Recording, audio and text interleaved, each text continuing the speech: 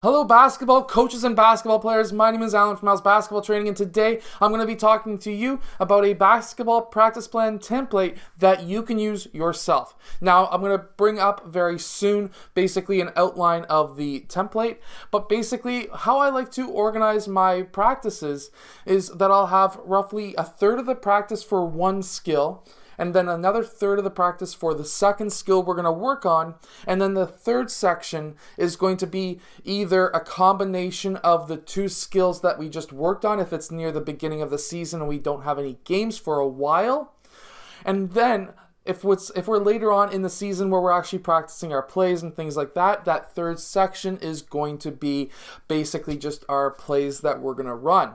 And then we would run our defense against our own plays so that we're not just practicing our plays, but also practicing our defense and our offense all together. Now, let's basically get down to it. I'll bring up the outline right now. So what we're going to see here is, at the beginning, we're going to be working on our suicide dribbling. Now, this is just an example of what we're going to be working on. So this is a video that I made, or at least an outline of a video that I made a little while ago about under 14 basketball practice plan for defense.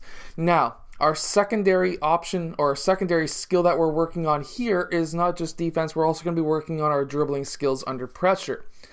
Now, this is a 2-hour practice. If you have a 1-hour practice, then you would just cut each of these sections into a half. So first is 10 minutes just suicide dribbling.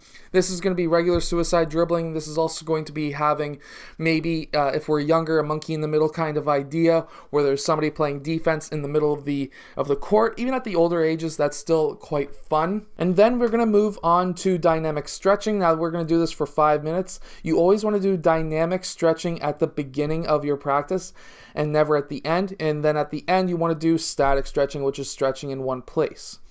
Dynamic stretching is going to be stuff like going a walk down the court, pulling your knee up and stretching. I do have a video on that. If I remember, I will link that below.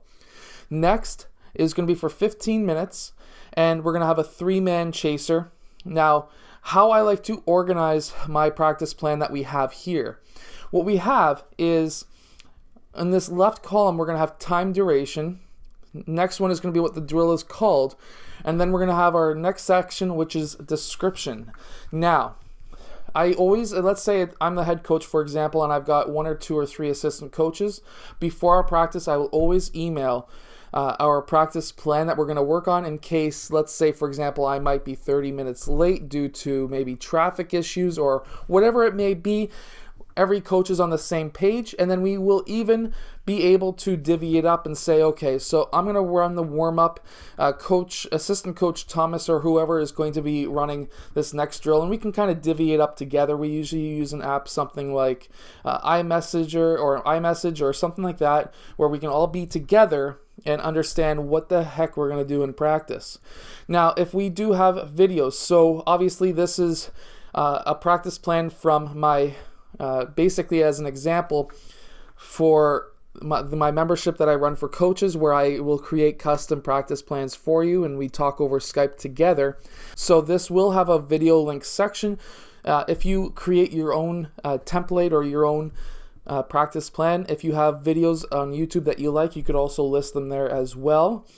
And then if you need items, you can list out the items that you will need. So if you need pylons, you could run and say, type in pylons needed, this many pylons, whatever. And then onto the next drill, we're going to run for 10 minutes for zigzag dribbling. So we've already worked on offensive fast break dribbling and then under pressure for defense, because this is like a 3-on-2 type of drill. 3-on-2 chaser, it's basically a 3-on-2, and then we have one player chasing back for defense.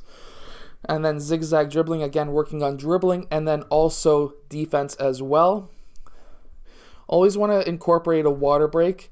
Now, at the older age, they might want to just, believe me, kids these days, they need to be on Instagram and Snapchat every 10 seconds of the day. So I always like to give them a 5-minute break for water, and if they want to screw around on Instagram, whatever, they're resting for 5 minutes, and I quite literally time it.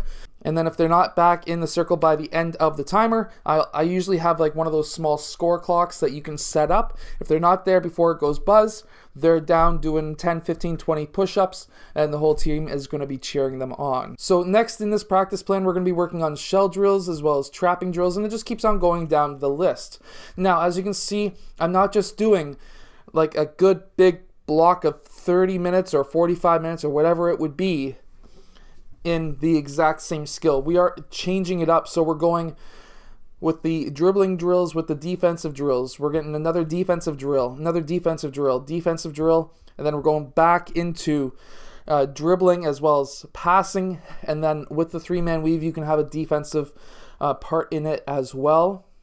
And then again, another defensive drill. So we're mixing it up. We're not just doing a full defense, full dribbling, because that does make a team get really bored in practice. You want to kind of mix things up. If you're focusing on one sole skill, it may make your team really bored. Now this bottom section here, so we have this last drink break, and then we have a 20-minute section of more drills. Now these drills right here that we have here, they're going to be now basically having those deleted if you're near the middle or the end of your season or getting close to your season starting. That would be then deleted and put as a 20-minute block or a 25-minute block of pure plays, because I like to have my team understanding the plays that we're running, also the defense that we're running. Because remember, even though we're practicing plays, we're still working on skills. I like to have my team in the mindset of, even though we're in practice, if we're running our plays, of course we're going to be walking through originally what the plays are, but during the season, I still have a 20 to 25 minute block where I practice our plays. And I want them to go 100% like if they're doing it in a game.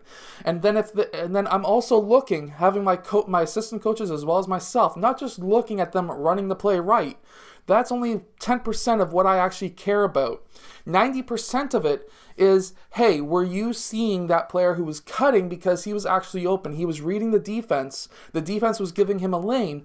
Now we can pass him the ball for that layup, because now we're just teaching not just the play, but also reading the defense, understanding, hey, in a game, we may have a player who can cut baseline if the defense pulls off of the baseline, and then we can kind of dish him the ball for a layup. And then we can kind of go through and run our plays and have a defense play against it and see how we can perform in game even better. Now, I do run the Unbeatable basketball defense with the teams that I coach. It's a 1-4 defense. I also run a perimeter defense called the 4-1, and I also run a man-to-man. It's kind of a 30% each kind of thing, and 10% of the time is either a 2-3 or a 3-2 zone. And how I like to run that in game, again, this is going into now in-game stuff and not practice plan stuff, but we would run that in practice as well. So we would run 10 minutes of the perimeter, 10 minutes of the Unbeatable, the 1-4, another 10 minutes or 5 minutes of our man-to-man, and we can switch it up. We can go 15 minutes of man-to-man if we feel that man-to-man is lacking in game. So you have to keep it kind of organized, and if you're playing up against a team that plays a 2-3 zone, for example, then you might want to go basically 20 minutes of running a 2-3 zone against your offense to see what you can get out of your offense against a 2-3 zone.